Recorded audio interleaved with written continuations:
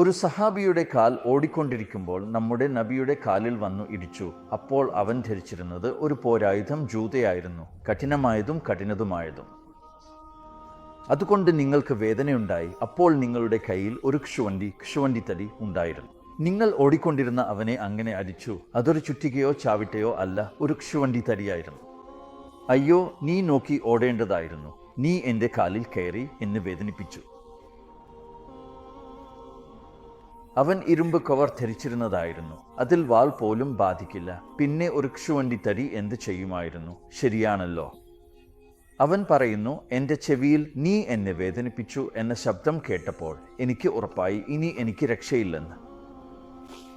ഇനി അല്ലാഹുവിൻ്റെ ഭാഗത്ത് നിന്ന് എന്തെങ്കിലും വഹി വരും, എൻ്റെ നാശത്തിനും തകർച്ചയ്ക്കും വിധി പറയും എന്ന് ഭയപ്പെട്ടു. അതുകൊണ്ട് രാത്രി മുഴുവൻ ഉറങ്ങാൻ കഴിഞ്ഞില്ല. മുഴുവൻ രാത്രി ഉണർന്നു കിടന്നു.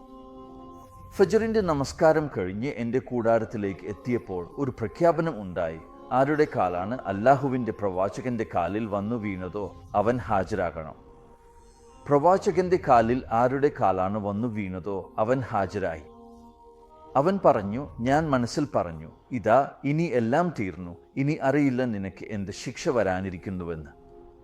ഭയപ്പെട്ട് ഞാൻ അവിടേക്ക് എത്തി. നിങ്ങൾ അവിടെ ഇരിക്കുകയായിരുന്നു. എന്നെ കണ്ടപ്പോൾ നിങ്ങൾ പുഞ്ചിരിച്ചു. പിന്നെ പറഞ്ഞു, എൻ്റെ സഹോദര, ഇന്നലെ ഞാൻ നിന്നെ ഒരു കയറ്റിക്കൊണ്ട് അടിച്ചു. ആ കാലിൻ്റെ കാര്യങ്ങൾ വിട്ടേക്കൂ. ഇന്നലെ ഞാൻ നിന്നെ ഒരു കയറ്റിക്കൊണ്ട് അടിച്ചു. അതിനാണ് ഞാൻ നിന്നെ ക്ഷണിച്ചത്, ക്ഷമ ചോദിക്കാൻ. ഞാൻ നേരത്തെ തന്നെ പറഞ്ഞിട്ടുണ്ട്, ഇരുമ്പ് വസ്ത്രം ധരിച്ചാൽ വാൾക്ക് അതിൽ ബാധയില്ല. പിന്നെ ഒരു കയറ്റിക്കൊണ്ട് എന്തു ചെയ്യും?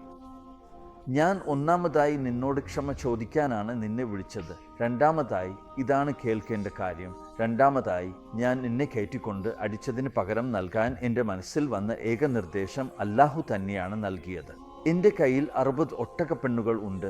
അവയെ ഞാൻ നിന്നെ സമ്മാനമായി നൽകുന്നു. കൊണ്ടുപോ 60 ഒട്ടകപ്പെണ്ണുകൾ.